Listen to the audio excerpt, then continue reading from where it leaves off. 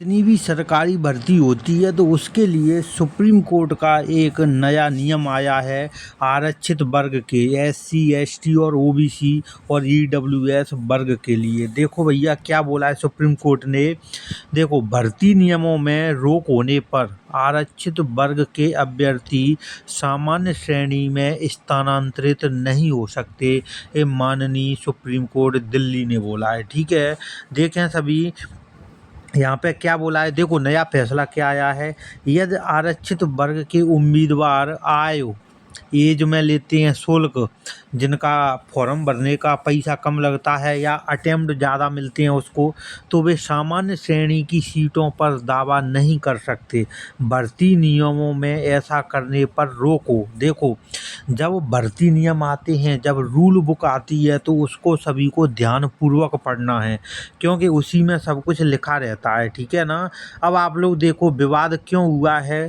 देखो, कुछ आरक्षित वर्ग के उम्मीदवार सामान्य कट ऑफ से अधिक अंक ला रहे हैं। देखो भैया, ओबीसी वर्ग के, एससी वर्ग के, एसटी वर्ग के अभ्यर्थी क्या कर रहे हैं, सामान्य जो जनरल के स्टूडेंट रहती हैं उनसे भी अधिक नंबर ला रहे हैं। तो त्रिपुरा हाई कोर्ट ने आज छूट पाने वाले ओबीसी उम्मीदवारों को सामान्य श्रेणी में जाने की अनुमति दी। किसने दी भैया? त्रिपुरा हाई कोर्ट ने। ठीक है।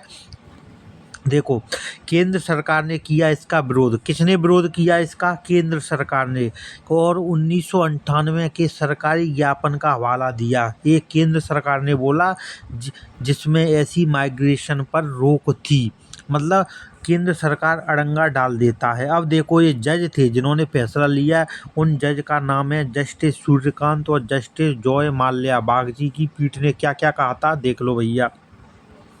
सामान्य सीटों पर आरक्षित वर्ग के उम्मीदवारों का चयन भर्ती अधिसूचना नियमों पर निर्भर करेगा।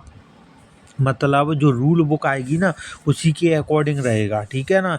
यदि अधिसूचना में रोक नहीं है, ध्यान रखें, यदि अधिसूचना जो जारी की गई है उसमें रोक नहीं है, तो सामान्य कट ऑफ से अधिक अंक पाने वाले आरक्षित उम्मीदवार सामान्य सीटों पर चुने जा सकती हैं। ये बहुत बड़ी उपलब्धि है।